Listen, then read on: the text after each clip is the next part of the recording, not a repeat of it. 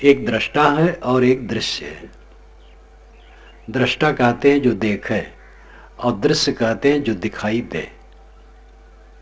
जैसे आप दृष्टा हैं, देखने वाले हैं, और ये जो पर्दे लगे हैं ये दृश्य है। हमारा शरीर आपके लिए दृश्य है, आपका शरीर मेरे लिए दृश्य है, अपना शरीर भी अपने लिए दृश्य है। अपना शरीर अपने को दिखाई देता है। जो जो कुछ दिखाई देता है, सुनाई देता है, सूंघने में आता है, चीखने में आता है, छूने में आता है, वो दृश्य है। माया हम जिसे कहते हैं वो दृश्य के अंदर है।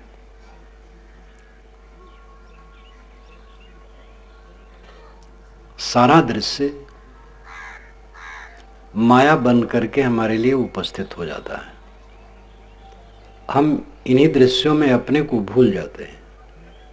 इसीलिए किसी ने बड़ा अच्छा कहा है, संभल कर बैठना जलवा मोहब्बत देखने वालों, तमाशा खुद न बन जाना तमाशा देखने वालों। मोहब्बत का जलवा देखने वालों, ऐ लोगों, संभल के बैठना, सावधान, खुद तमाशा न बन जाना। आदमी तमाशा बन जाता है, केवल दृष्टा नहीं रहता है। दृष्टा का अर्थ होता है निष्पक्ष होना, निष्प्रेय होना, अनासक्त होना। जैसे गवाह के लिए यही उम्मीद की जाती है कि वो निष्पक्षता से बात बताएगा, वो साक्षी है। कबीर साहब ने साखी प्रकरण, बीजक के अंतिम प्रकरण को साखी प्रकरण कहा है। उन्होंने दोहों को साखी कहा है। 13-11 मात्राओं पर दोहा में विराम होता है, पहले 13 फिर 11, और इसी को 11 और 13 कर देने से सोरठा हो जाता है।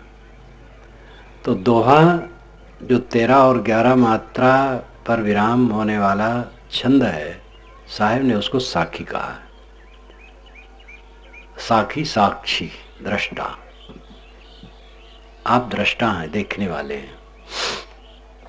देखने वाला खो जाता है और जो दिखाई देता है वही सच हो जाता है। यही जीवन का धोखा है। जो कर रहा है, धर रहा है, देख रहा है, जान रहा है, सुन रहा है, उसका बोध नहीं। और जो दिखाई देता है, सुनाई देता है, चीखने में आता है, छूने में आता है, सूंघने में आता है, सुनने में आता है, उन्हीं में हमारा मन रमता रहता है। उन्हीं के अनुकूल में, प्रतिकूल में, राग में, द्वेष में पूरा जीवन बर्बाद हो जाता है। बच्चा जन्मता है, कुछ दिन के बाद आंख खोलता है, माता बताती है ये तुम्हारा पिता है। माता को तो अपने आप पहचानता जाता है, दूध पीता है, गोद में रहता है, वो पिता का परिचय कराती है, फिर और सब परिचय कराती है। एकदम अपरिचित दृश्य से हम परिचित होने लगते हैं और सब जगह हमारी अहंता और ममता, राग और द्वेष बनने लगता है। और जितना परिचित होता है कुछ दिन में अपरिचय के गर्त में जाता रहता है। बचपन का परिचय बहुत कुछ लुप्त हो गया है। नए नए परिचय बढ़े और नए नए परिचय में भी लुप्त होते चले गए। आज और नया परिचय होता है, उसमें भी खोता चला जाता है और इन्हीं में हम अपने आप को उलझाए रखते हैं। सौदा करने आए बाजार में और झगड़ा लड़ाई कर लिए, जेल चले गए, सौदा वहीं रह गया। कल्याण का सौदा मानव जीवन में करने आए और इसी जीवन में राग द्वेष करके उलझ गए, सौदा नहीं कर पाए, तो आदमी प्रत्यक्ष में डूबा रहता है। शरीर के लिए प्रत्यक्ष वस्तुओं की आवश्यकता भी होती है। खाने की जरूरत है, पहनने की जरूरत है, निवास की जरूरत है, जीवन की जरूरतें बहुत हैं।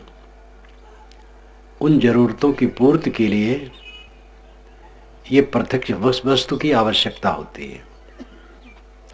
लेकिन आदमी इस मर्यादा में नहीं रह पाता है कि हम केवल गुजर कर लें और गुजर करके जो करना चाहिए वो काम करें।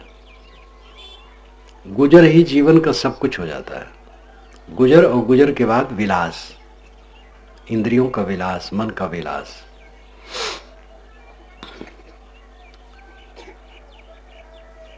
पूरा जीवन पेट भरने में और इंद्रियों के भोगों में, दुनिया के संग्रह में और उसमें लड़ने भिड़ने में, राग द्वेष करने में, कलह करने में, विवाद करने में, इन्हीं में चला जाता है। कोई कोई जीव इनसे ऊबते हैं, बाकी ऊबते नहीं हैं। दुख पाते हैं लेकिन ऊबते नहीं। जैसे गधा लत्ती, गधों के बाड़ा में एक गधा दूसरे गधे को पीछे के दोनों पैरों को उठा उठा के फेंक कर मारता है और एक दूसरे को मारते हैं और चींची करते हैं और वो सिमराते हैं। ऐसे सब लोग गधा लत्ती करते हैं, कलह करते हैं और उसी में मूड़ी डाड़े सुख माने बैठे रहते हैं। इस प्रत्यक्ष से घबराते नहीं। कोई कोई जीव इस प्रत्यक्ष से घबराता है तो लगता है हम गोरख धंधा में फंस गए हैं, यहाँ कुछ सच नहीं है। तब वो परोक्ष की कल्पना करता है, ये दुनिया में सुख नहीं है। कोई ईश्वर होगा, वो मिलेगा तो सुख मिलेगा। भगवान होगा, देवता होगा, ब्रह्म होगा, अल्लाह होगा, खुदा होगा, गॉड होगा। शब्द नाम रखे हैं अलग अलग, लोग कहते चीज एक ही है, शब्द अलग अलग है। तो परोक्ष के विषय में हम कल्पना करते हैं और उसकी कल्पना में कुछ आनंद आता है। जब हम प्रत्यक्ष से उबते हैं, दुनिया से घबराते हैं और दुनिया की मोह ममता को घटाते हैं और परोक्ष में मन लगाते हैं तो हमारे मन में कुछ राहत आती है। एक कल्पना होती है भगवान किसी लोक में है और उसी की कल्पना में हम रमते हैं तो मन में आनंद थोड़ा आता है। या हम ऐसी कल्पना करते हैं हमारे चारों तरफ परमात्मा व्याप्त है, सच्चिदानंद घन है। ऐसी कल्पना में चित्त को थोड़ा संतोष मिलता है। प्रत्यक्ष से उब करके जब हम परोक्ष में लगते हैं तो कुछ संतोष होता है, लेकिन पूरा संतोष नहीं होता है, क्योंकि टटोलना रहता है हमें। कहीं भगवान है, कहीं देवता है, कहीं कोई कुछ दे देगा, टटोलते रहते हैं। थोड़ा थोड़ा संतोष मिलता है। इससे भी कोई जो ऊपर उठ जाता है शूरवीर, तब अपरोक्ष बोध होता है। परोक्ष से भी ऊपर उठ जाने पर अपरोक्ष बोध होता है। प्रत्यक्ष इंद्रियों का बोध है और परोक्ष मन की अवधारणा है, और अपरोक्ष मन और इंद्रियों से ऊपर की दशा है, आत्मा की दशा है। इस पर ध्यान दें। पांचों ज्ञान इंद्रियों द्वारा दिखाई सुनाई देने वाला सब संसार ये प्रत्यक्ष है। ये इंद्रियों का बोध है, इंद्रियों से प्रतीत है, इंद्रियों से जाना जाता है। और परोक्ष इंद्रियों से नहीं जाना जाता है, मन की अवधारणा होती है, मन का नक्शा होता है, मन की कल्पना होती है। कोई देवता, कोई ईश्वर, कोई लोक, स्वर्ग इत्यादि, ये मन की कल्पना होती है।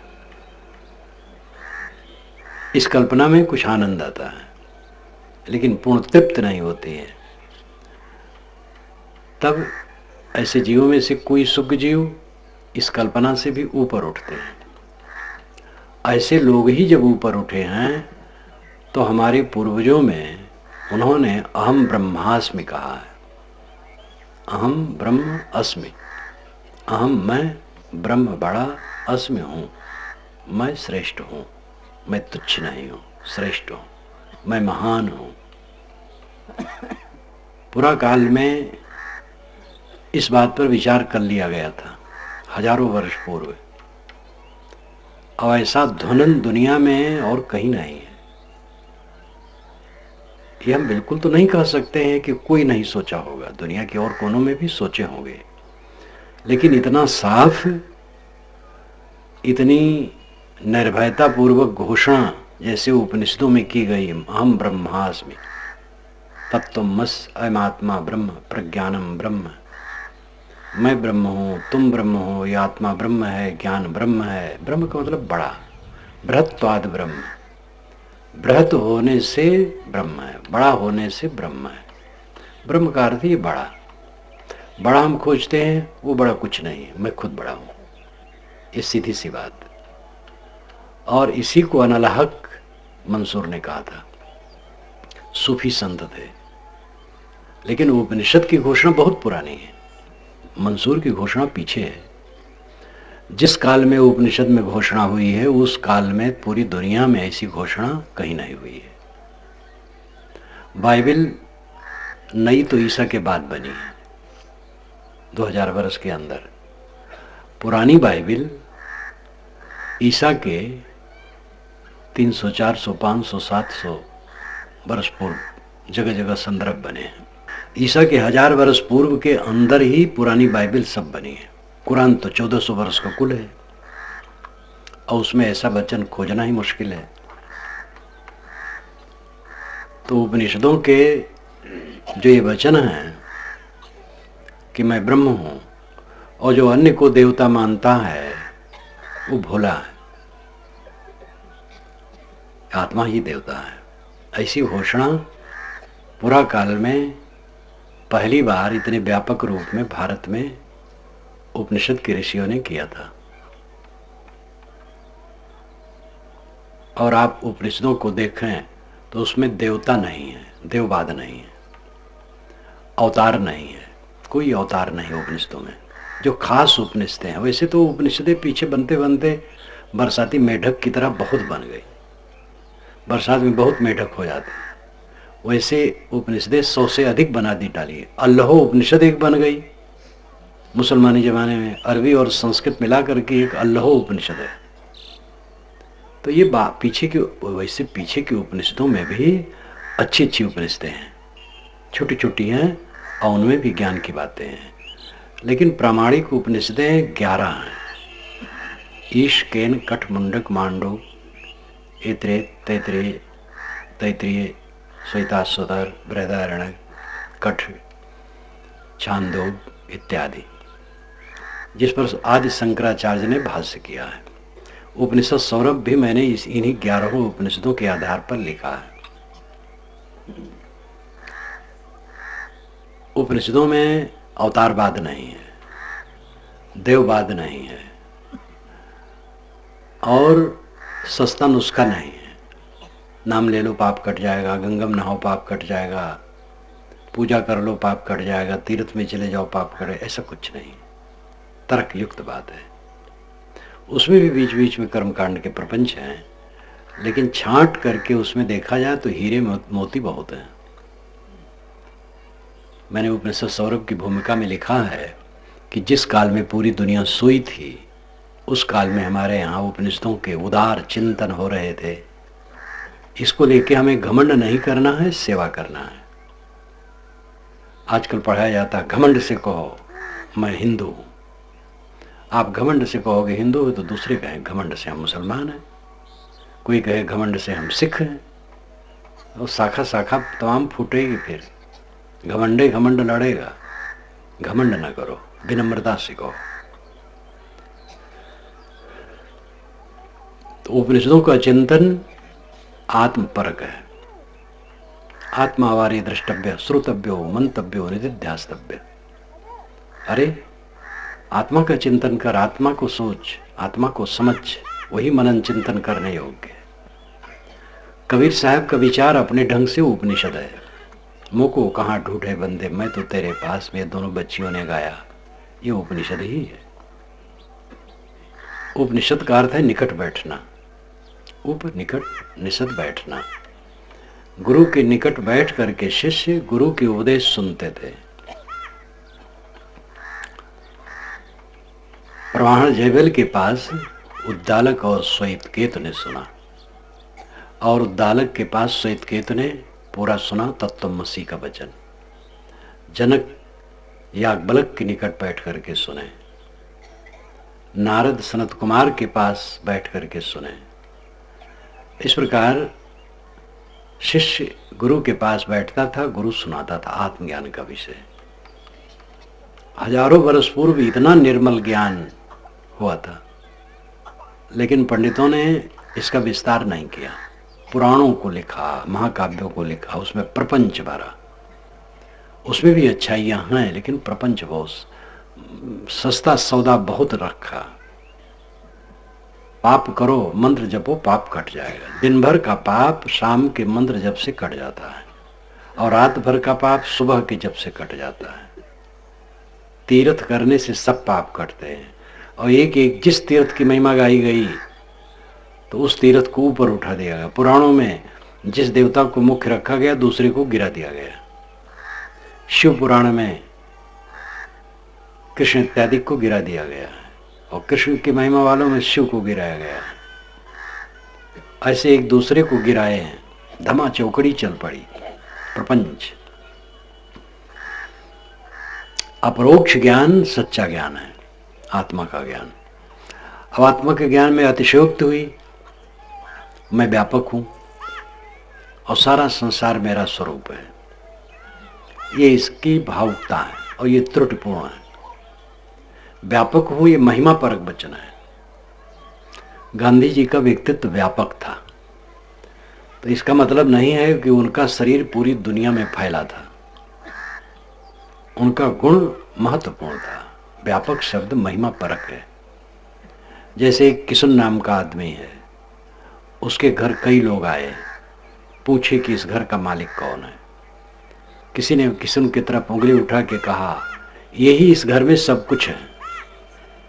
अब कोई अर्थ लगा ले कि किशन इस घर में सब कुछ है, यही दीवार है, यही बटलोई है, यही चूल्हा है, यही चावल दाल है, यही कपड़े लत्ते हैं, यही बर्तन है, तो बहुत गलत हो गए।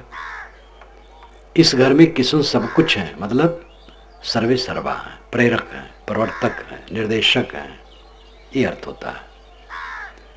आत्मा व्यापक है। आत्मा व्यापक है मतलब आत्मा शक्तिशाली है। एक आत्मा सर्वत्र व्यापक हो, अब आत्मा अखंड है, तो गति नहीं होगी, स्फूर्ति नहीं होगी, संचालन नहीं होगा। ध्यान दीजिए, 2 साप्ताहिक प्रवचन मेरे यहाँ हुए हैं, जो ये करवा रहे हैं इन्हीं के पिता पितामह करवाए थे। वहाँ सड़क पर स्कूल के सामने मंच था, खूब बड़ी सभा जुटती थी। ब्रह्म बात पर मैं रोज कुछ कहता था, और छठे छठे दिन दोनों बार जम करके ब्रह्म बात पर कहा था। आज हल्के रूप में कह रहा हूं। आप सोचिए, धीरज धीरज धर कर ध्यान दे करके सुनिए। एक कमरा है, पूरे कमरे में एक पत्थर है, पूरे कमरे में भरा है, एक पत्थर केवल है, 2 नहीं है, तो उसमें कोई घुस नहीं सकता है, क्योंकि वह पत्थर पूरे कमरे में व्याप्त है और ठोस भी है। इसी प्रकार पूरे संसार में एक आत्मा हो और अखंड हो, तब हलन चलन गति स्फूर्ति सृष्टि हो ही नहीं सकती है। एक ही वस्तु अखंड सर्वत्र होने से क्रिया कहां होगी। आपसे हम कहते हैं हटो, तो आप पीछे खिसक जाते हैं, और पीछे अगर जगह ना हो तो कहां खिसकेंगे। जब एक आत्मा अखंड है, सर्वत्र परिपूर्ण है, तो सृष्टि कैसे हो रही है, हलना चलना कैसे हो रहा है, गति कैसे हो रही है। इसलिए बिल्कुल गलत है कि आत्मा एक है और सर्वत्र परिपूर्ण है। आत्मा अनेक है और सर्वत्र परिपूर्ण कोई नहीं है, अपने आप में परिपूर्ण है। आत्मा एक हो तो उपदेश कौन करता है, वो किससे करता है। मैं अकेले यहां बैठ के बोलूं तो लोग समझेंगे पागल है, पागल अकेले में बोलता है, और समझदार आदमी श्रोता देख के बोलता है। जब एक ही है तो किसको सुना रहे हैं। इसलिए एक है, आत्मा एक है, उसका अर्थ है कि गुण में एक है। एक क्वालिटी होती है, क्वांटिटी होती है। क्वांटिटी संख्या, क्वालिटी गुण। आत्मा गुण में एक है, संख्या में एक नहीं है, अलग अलग व्यक्तित्व है। इसीलिए बंध मोक्ष सबका अलग अलग है। एक का बंध दूसरे के लिए बंध नहीं होता है, एक का मोक्ष दूसरे के लिए मोक्ष नहीं होता है। एक आदमी है, उसका मन निर्मल है, समाधिलीन है। एक आदमी है, विषय वासना में उसका चित्त घूमता है। तो दोनों आत्मा एक कैसे है। जनन मरण करणानाम प्रतिनियमात युगपत प्रवृत्तिश्च पुरुष बहुत्तम सिद्धम त्रैगुण विपर्याच चैव, ये ईश्वर कृष्ण की कारिका की एक कारिका है। कारिका जो व्याख्या स्वरूप श्लोक कहा जाता है। जनन मरण करणानाम प्रतिनियमाद युगपत प्रवृत्तेश्च। जनन जन्म, जन्म सबके अलग अलग समय में होते हैं और व्यक्तित्व की भिन्नता है। और मरण, मरण भी अलग अलग समय में व्यक्तियों के होते हैं, सबका मरण अपना अलग अलग है। जनन मरण करणानाम प्रतिनियमाद, करणों के प्रतिनियम, करणाम जानने के साधन, आंख नाक कान जीभ चाम, ये 5 बाह्य करण हैं और एक अंतःकरण है जिसको मन कहते हैं। अयुगपत, ये सब अलग अलग हैं सबके। और अयुगपत प्रवृत्तिश्च, सबकी प्रवृत्ति अयुगपत है, युगपत नहीं है। एक आदमी खड़ा हुआ तो पूरी दुनिया के लोग खड़े नहीं हो गए, एक बैठ गया तो पूरी दुनिया के लोग बैठ नहीं गए। एक लड़ाई करता है तो सब लड़ नहीं रहे हैं, एक समाधि में है तो सब समाधि में नहीं चले गए। इसलिए अयुगपत प्रवृत्ति, युगपत प्रवृत्ति नहीं है, यानी एक साथ सबकी प्रवृत्ति नहीं, सबकी प्रवृत्ति अलग अलग है। त्रैगुण विपर्याच चैव, तीनों गुणों में विपर्य है, कोई रजोगुणी है, कोई तमोगुणी है, कोई सतोगुणी है। इसलिए पुरुष बहुत्तम सिद्धम, पुरुष बहुत सिद्ध है। ये सिद्ध होता है कि पुरुष बहुत है। पुरुष का मतलब आत्मा। पुरुष, पुरुष, पुरुष शब्द में 2 पद है। कोई कोई शब्द ये गहरा होता है और कोई कोई शब्द कई उसमें पद मिलकर के होते हैं, उसको समस्त पद कहते हैं। कई पद मिलकर के तब एक शब्द होता है। पुरुष में 2 पद मिलकर के एक शब्द है, पुर और उष। पुर नाम आगे, उष नाम जलाना। जो आगे आगे ज्ञान प्रकाश करता रहा है वो पुरुष है।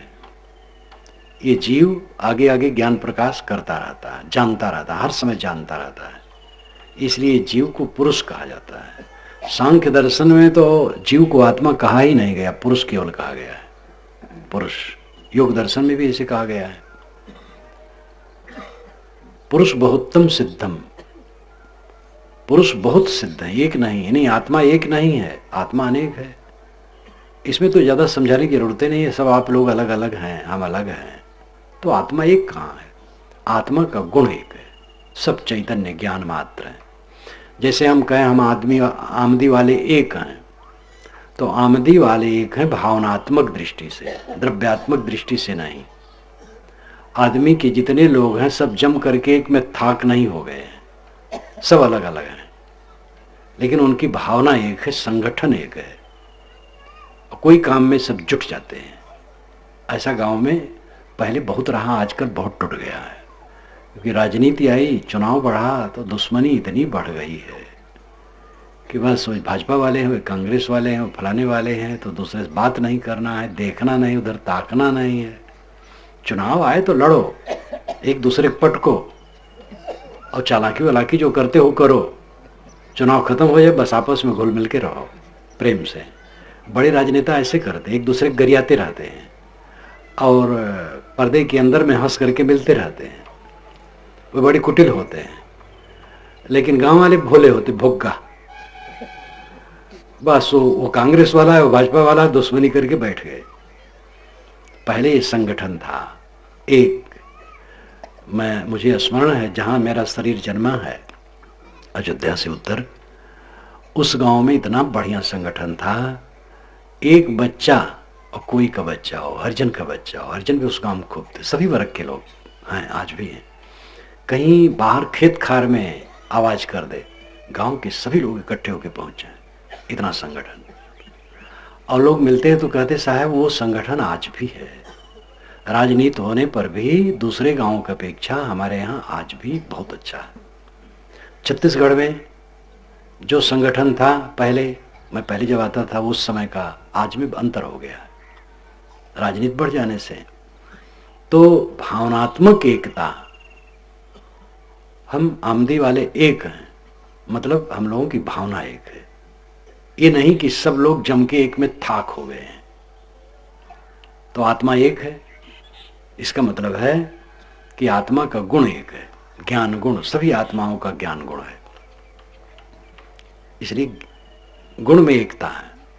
जैसे गेहूं की एक राशि, धान की एक राशि है, तो धान की राशि में करोड़ों दाने हैं, दानों का व्यक्तित्व अलग अलग है, सभी दाने अलग हैं एक दूसरे से, लेकिन सभी का गुण एक है, चावलपन सब में एक है।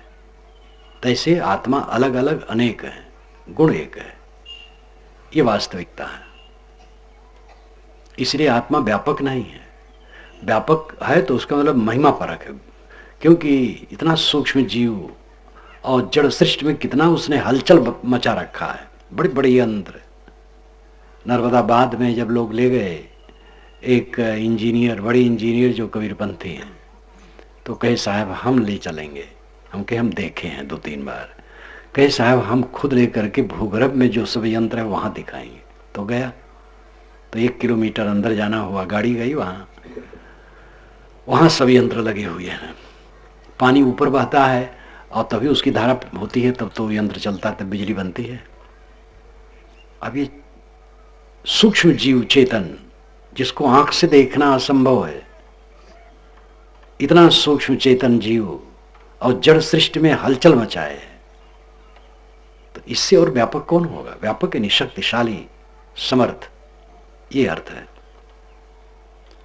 और दूसरा, अंत में जड़ चेतन एक है, ये ब्रह्मवादी कह देते हैं। जड़ चेतन एक कैसे है?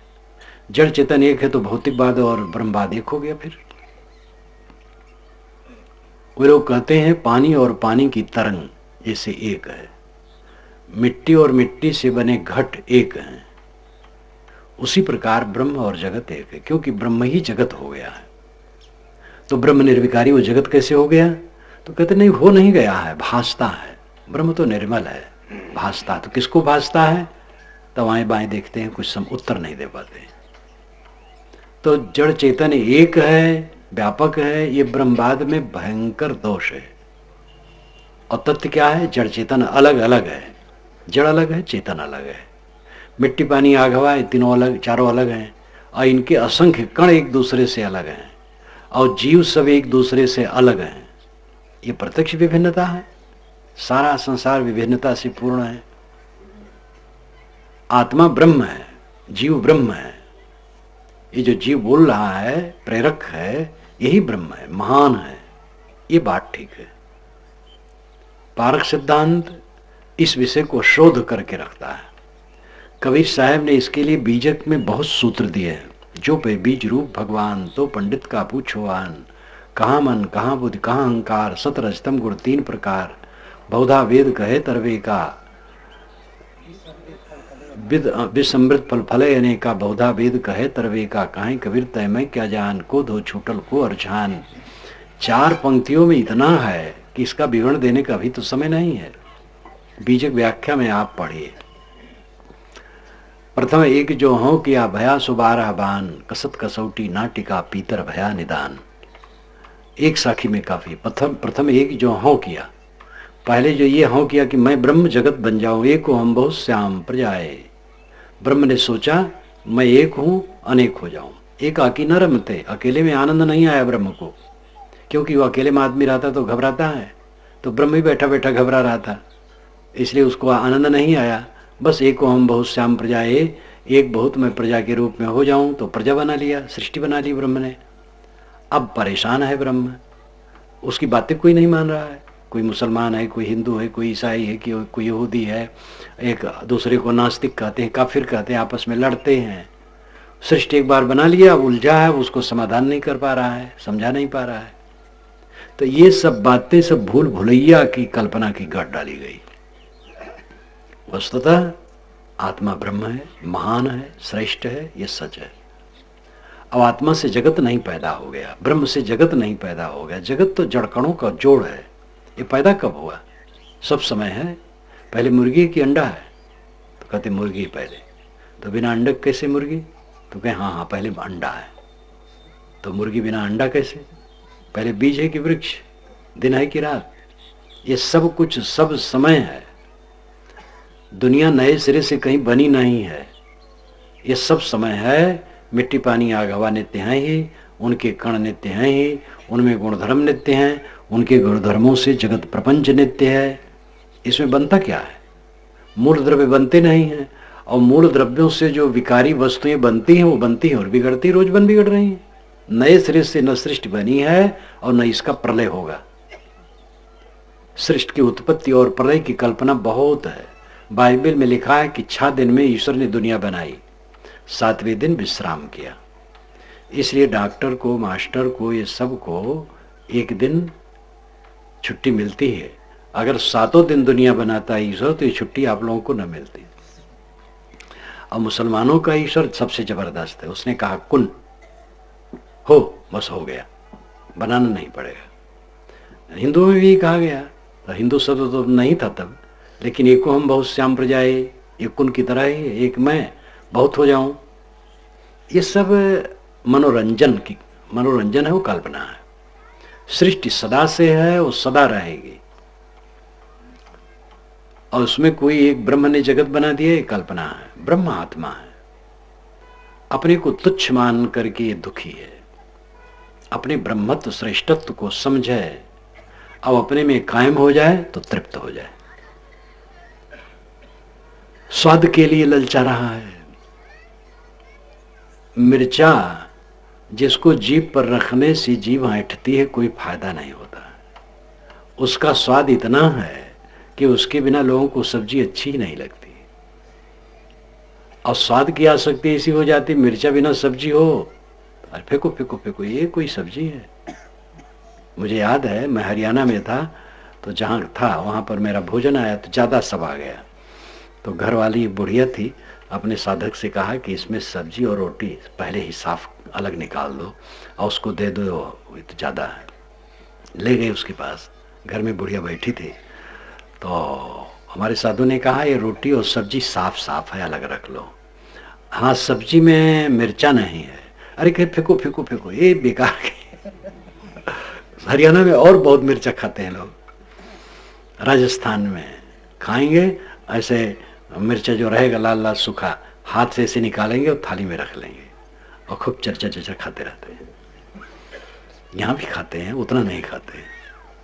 आदत बना लिया स्वाद के लिए, अब उसके बिना रहा नहीं जाता है।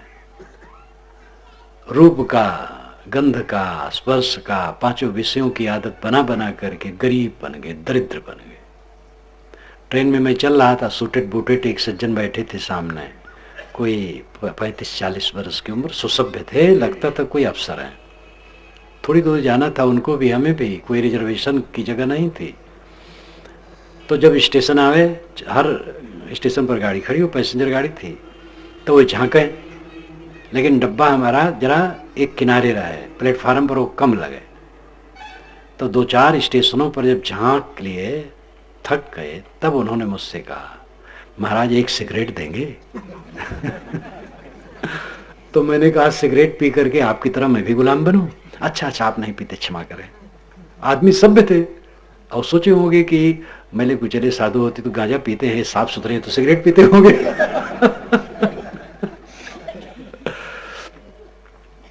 तो कितना हम अपने को गुलाम बना लिए हैं, हमारा ब्रह्मत्व खो गया है। कहीं मोह कर ले, अब उसको देखे बिना रह नहीं पाते हैं। एक नवयुवक ने मुझे पत्र लिखा, कॉलेज में पढ़ता था, कि साहब एक लड़की से मुझे प्रेम हो गया है, और उसके घर वाले जान गए, हमारे घर वाले भी जान गए हैं, हमें रोक रहे हैं, और लड़की के घर वाले भी उसको रोक रहे हैं। महाराज उसके बिना मैं मर जाऊंगा, आप मुझे रास्ता बताइए। तो उसको मैंने पत्र में समझाया और अंत में कड़ा लिखा। मैंने लिखा, मूर्ख, तू मर जाएगा। अभी पता चले तेरे को कि वो लड़की दूसरे लड़के से प्रेम करने लगी और तुम्हें नहीं चाहती है, तो तू फूटी आंखों से भी उसको देखना नहीं चाहेगा। ये जो मोह करना दिल्लगी है, दिल्लगी एक मजाक, अपने साथ मजाक है। और दिल्लगी का अर्थ है दिल लगाना, मोह दिल लगाना है, बस दिल्लगी है। और दिल्लगी का अर्थ ही मजाक। और कब तक दिल्लगी रहती है?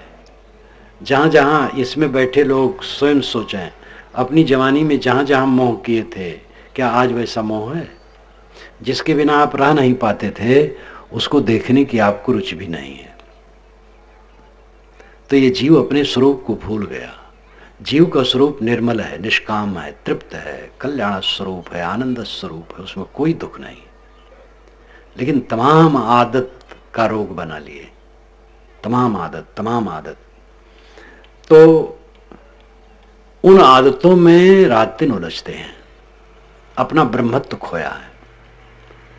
सब तरफ की आदत काट दो, कोई आदत न रखो। नशा का कोई सेवन ही न करो। नशा के अलावा, नशा तो अस्थूल आदत है, भोग्गापन का आदत है। भोग्गापन तो सब आदत भोग्यपन है। भोग्गा नाम बुद्धू होना, बेवकूफ होना। सिगरेट पीना कोई समझदारी है? बीड़ी पीना, गुटखा खाना, तंबाकू खाना, जिससे पैसे का नुकसान, स्वास्थ्य का नुकसान, वातावरण प्रदूषित करना, अपने परिवार वालों के लिए गलत आदर्श देना, सब प्रकार से गलत है। भोग्गापन है, बुद्धूपन है। लेकिन और भी जो आदतें हैं, काम वासना की आदत, सड़ रहे हैं उसी में रात दिन बेकार। संतान के लिए नर नारी संयोग चाहिए और बिल्कुल बेकार है। संभालो अपने को। गाली देने की आदत, ईर्ष्या करने की आदत, देहाभिमान की आदत, देह को संवारने की आदत, और भी बहुत गंदी गंदी जो आदतें, काम क्रोध लोभ मोह, ये सब को काटो, तब अपना ब्रह्म स्वरूप निकल आएगा। सारा कूड़ा कचरा जीवन से झड़ जाए तब अपना ब्रह्म स्वरूप यानी महान स्वरूप, आप ब्रह्म है। जब ये बोध हो जाता है मैं तुच्छ नहीं हूं, महान हूं, ब्रह्म हूं, श्रेष्ठ हूं, और उसी ढंग से वो आचरण करता है। ब्रह्मत्व का आचरण है तृप्त रहना, आत्म संतुष्ट रहना ब्रह्मत्व है। निर्विवाद रहना ब्रह्मत्व है। एक व्यक्ति एक संत को गाली दे रहा था मेरे सामने, और संत मुस्कुरा रहे थे और देर तक वो गाली बक्का और मुस्कुराते रहे। तो एक पंडित बैठे थे, कहे महाराज ये महात्मा तो ब्रह्म स्वरूप है। मैंने कहा हाँ, आपकी भाषा बहुत सुंदर है, ये महात्मा तो ब्रह्म स्वरूप है। तो ब्रह्म स्वरूप कौन है? जो निर्माण है, निष्काम है, निर्द्वंद है, उद्वेग शून्य है, वो ब्रह्म स्वरूप है। ब्रह्म स्वरूप नाम उच्चतम स्थित वाला, सहनशील का साधना में मुख्य विषय है। जो जितना सहनशील होगा उतना ऊपर उठेगा। पूर्ण सहनशील हो जाने पर पूरी स्थिति प्राप्त हो जाती है। इस दुनिया में सह लेने के अलावा कोई चारा नहीं है। सभी लोग कहे गए हैं। कबीर साहब ने क्या कहा है? हम तो सबकी कही, मोको कोई न जान, तब भी अच्छा अब भी अच्छा, जुग जुग हो न आन। मैंने तो सबकी बात बताई, सबके कल्याण की बात कही, लेकिन मोको कोई न जान, मुझे कोई समझ नहीं पाया। ये देखो एक दर्द भरी बात है। जैसे एक पिता कहे कई बच्चे उसके हों और बच्चे मनमानी करें, और पिता कहे कि मैंने इन बच्चों को पैदा किया, पाला पोसा, पढ़ाया लिखाया, विवाह शादी किया, घर बनवाया, सब कुछ किया, लेकिन ये बच्चे मुझे कुछ नहीं समझते हैं। तो एक पीड़ा है। जैसे कबीर साहब कहते मोको कोई न जान, मैं तो सबके हित की बात कहता लेकिन मुझे कोई समझ नहीं पा रहा है। परंतु साहब के मन में पीड़ा नहीं है, तथ्य कहते हैं। आगे वे बताते हैं तब भी अच्छा अब भी अच्छा, जुग जुग हो न आन। मैं पहले भी अच्छा था, आज भी अच्छा हूं, आगे भी युग युग मैं दूसरा नहीं हो जाऊंगा। मैं पूर्ण तृप्त हूं। लेकिन ये टीस तो है कि मैंने सबकी बात कही, सबके सुधार का काम करता हूं, लेकिन लोग मुझे नहीं समझते हैं।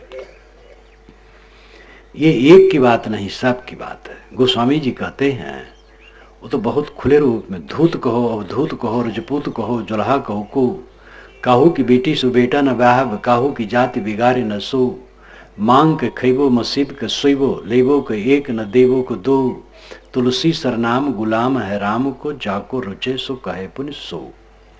ये कवितावली में है।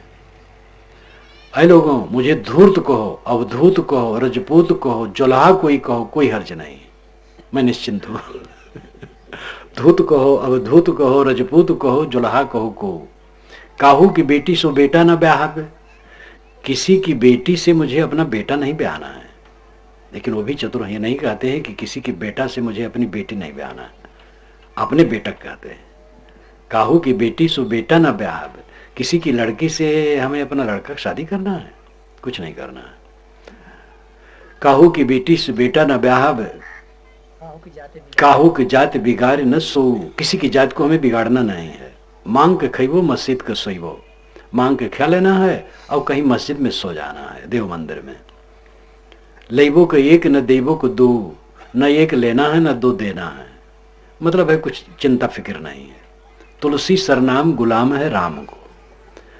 गोस्वामी जी कहते हैं मैं राम का गुलाम प्रसिद्ध हूं। जाको रुचे सो कहे पुन सो, जिसके मन में जो आवे कहे कोई बात नहीं। एक जगह कहते हैं कि साधु जाने महासाधु, खल जाने महाखल, बानी झूठ पूर केर उठत हबूब है। मुझे साधु लोग महासाधु मानते हैं और दुष्ट लोग महादुष्ट मानते हैं। ये एक की बात नहीं, सब ने कहा है। अब आपके आसपास में अपना खुद सोच लो। मैं तो कहा करता हूं, राम और सीता जब अयोध्या में थे तो राम सीता को अयोध्या वाले नहीं समझे। सीता के लिए ताना मारे कि रावण के घर में इतने दिन जो रही, वो राम ने फिर पत्नी बना लिया। तो बेचारे राम उनको निकाल दिए। हम निकाले, गलत किए सही किए अलग विषय है, लेकिन ये घटना घटी रामायण के अनुसार। जब वो नहीं रहे तब आप अयोध्या में आज जाकर के देखिए, गली गली सीताराम सीताराम सीताराम जपा जा रहा। जब सीताराम रहे तब सीताराम का आदर नहीं किया गया, जब नहीं रहे तो सीताराम जपा जाता है। संसार की ही दशा है। ऐसे संसार में रह करके जो धीरज नहीं रखेगा, सहन नहीं रखेगा, निर्माण होके सह नहीं लेगा, वो ब्रह्म नहीं हो सकता है। ब्रह्म होना, धीरज धर करके सह करके समता में जीना ब्रह्मत्व है, श्रेष्ठत्व है। जिसका चित्त निष्काम है वो ब्रह्म है। आत्मा स्वयं ब्रह्म है, नहीं महान है। ब्रह्म का अर्थ महान होता है। अब ब्रह्म का अर्थ मान लेते हैं सब कुछ, जिसे पैरा भी ब्रह्म है, दीवार भी ब्रह्म है, माटी गोबर सब ब्रह्म है। ये सब भावुकता की बात है, ये सब जड़ है। आत्मा ब्रह्म है।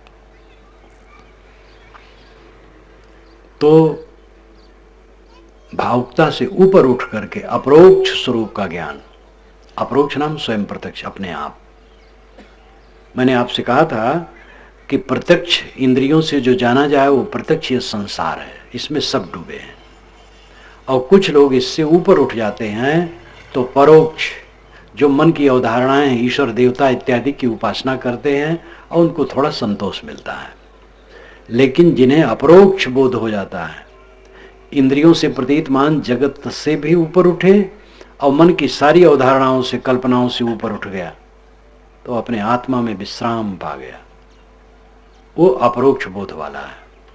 अपरोक्ष बोध जीवन का उच्चतम स्तर है। उपनिषद में परोक्ष अपरोक्ष दोनों वर्णन है। अपरोक्ष मुख्य है। कबीर साहब का बोध अपरोक्ष का है, स्वयं प्रत्यक्ष का है। दोनों बच्चियों ने गाया था अभी, मुको कहाँ टोटे बंदे, मैं तो तेरे पास में। और हर सांसों के सांस में वही तो है, तब सांस चल रहा है। प्राण से प्राणा, ये उपनिषद में कहा गया। जो प्राण का प्राण है, प्राण तो हवा है, ये प्राण का प्राण आत्मा है, वही ब्रह्म है और वही आप है। आप से वो अलग नहीं है। ये सब विस्तार का परिणाम ये समझें कि अपने को दुखी महसूस न करें। आप किस लिए दुखी हैं? कोई कुछ कह दिया है, कुछ धन घट गया है, रोग लग गया है, कोई बीमार हो गया है, किसी ने अपमान कर दिया है, तिरस्कार कर दिया है, कोई प्रिय व्यक्ति नहीं रह गया है। ये सब संसार का स्वभाव ऐसे चलता है। आपका आत्मा सबसे अलग थलग नित्य निर्मल है। अपने मन को दुनिया से हटा करके आत्मचिंतन में लगाओ, आत्मलीन हो जाओ। चश्म बंदो गोश बंदो लब्य बंद गर नबीनी सर्रे अकबर मन बखन, ये रूमी साहब ने कहा है। एक इस्लामिक संत थे ईरान के। चश्म बंदो आंखें बंद कर लो, गोश बंदो कानों को बंद कर लो, लब भी बंद ओठों को बंद कर लो, गर नबीनी सर्रे हक, इतने पर सत्य के दर्शन न हो, बरमन बखत मेरा मजाक उड़ाना। और इसके हजारों वर्ष पूर्व सनत कुमार ने कहा नारद से छांदोग्य उपनिषद में, यत्र नानद पश्यत नानद श्रवत नानद विजाना सभूमा। जब दूसरे को नहीं देखता, दूसरे को नहीं सुनता, दूसरे को नहीं जानता, ये भूमा की स्थिति है। देखना सुनना जानना बंद करो, समाधि में चले जाओ, शांत चित्तलीन हो जाए। कबीर साहब ने कहा समझ बूझ जड़ हो रहे, बल तज निर्बल होए, कहें कबीरता संत का पला न पकड़े कोई। पहले समझ बूझ ले तब जड़ हो जाए। पहले जड़ होने के साहब नहीं कहते हैं, खूब समझ लो आत्मा अनात्मा को, तब जड़ हो जाओ, अनाड़ी बन जाओ। समझ बूझ जड़ हो रहे, बल तज निर्बल होए, सारा बल का घमंड छोड़ करके निर्बल निर्मानी हो जाओ। कुछ मेरा नहीं है। जब तक अपने आप को बिल्कुल निर्माण नहीं किया जाएगा, मोक्ष के द्वार में प्रवेश नहीं होगा। कहीं कबीरता संत का पला न पकड़े कोई। साहब कहते ऐसे संत का कोई पल्ला नहीं पकड़ सकता है। मस्त राम वाली कहावत आपसे कह के समाप्त करूंगा। एक मस्त राम लेटे थे और मुर्दा एक पड़ा था। तो मस्त राम ने मुर्दे से पूछा, मस्त राम मुर्दे से पूछे, मुर्दा कुछ बतलाओगे? तो मुर्दा में से मुर्दा बोला, मर जाओ सुख पाओगे। मस्त राम ने मुर्दे से पूछा, मुर्दा तुम कुछ बताओगे, मुझे उपदेश दोगे? तो मुर्दा ने कहा जरूर दूंगा। मर जाओ सुख पाओगे। मैं मर गया, झंझट खत्म, तुम भी मर जाओ। मर गए बस चिंता खत्म, कुछ चिंता नहीं। जो मर जाता है घर चाहे जैसे रहे, कुछ चिंता उसको नहीं, ऐसे मर जाओ। तो मर जाने क्या जहर खा ले? ये मरने करता है, मन को मार लो। अभी आप उठोगे घर जाओगे, अब आपकी पत्नी कहीं कड़ा कह दी तो आप मर जाओ शांत, बस ठीक हो जाएगा। उसने कड़ा कहा, आप डबल कड़ा कहे, बल्लंग का कांड शुरू हो गया। लड़के ने ही कुछ उल्टा पलटा कह दिया, भाई लड़के तो लड़का भी तो मनुष्य है, आप सह लो, बस अमृत हो जाए, मर जाओ सुख पाओगे। सास कुछ कहे तो बहू सह ले, बहू कहे तो सास सह ले, देवरान कहे तो जेठान सह ले, जेठान कहे तो देवरान सह ले, ननद अगर कुछ कह दे तो भावज सह ले, अब भावज कुछ कह दिया तो ननद सह ले। सह लो शांत, फिर ब्रह्म स्वरूप हो। तो जिसको खोज रहे हैं हम परमात्मा को, अपना आत्मा ही परमात्मा है। लेकिन ये खाली इतना कहने से काम नहीं होगा। जब मन का, तन का, वाणी का सब कूड़ा कचड़ा हटा करके शुद्ध बुद्ध स्थित अपनाई जाएगी, पवित्र रहनी में चला जाएगा, निष्काम हुआ जाएगा, निर्माण हुआ जाएगा, तब वो दशा आएगी। उसके लिए भक्ति, सेवा, सत्संग, स्वाध्याय, मनन, चिंतन करो। आप लोगों से मैं अपील करता रहता हूं। अब आप लोग तो सुनने वाले कम हैं, मैं कह देता हूं, सुनो चाहे न सुनो। इतने लोग यहां बैठे हैं, सुबह शाम कितने लोग बैठते हैं अकेले में? रोज सुबह शाम अकेले में बैठें, ज्ञान के ग्रंथ पढ़ें, आत्मचिंतन करें, ध्यान करें। कितने लोग बैठते? जब बैठोगे नहीं, चिंतन मनन नहीं करोगे, अध्ययन नहीं करोगे, तो उस दिशा में प्रगति कैसे होगी? समय भागा जा रहा है, इसी में एक दिन खत्म हो जाएगा। इसलिए कल्याण मार्ग में जम करके लगना चाहिए। मैं अपनी वाणी को यही विराम देता हूँ। बोलिए सद्गुरुदेव।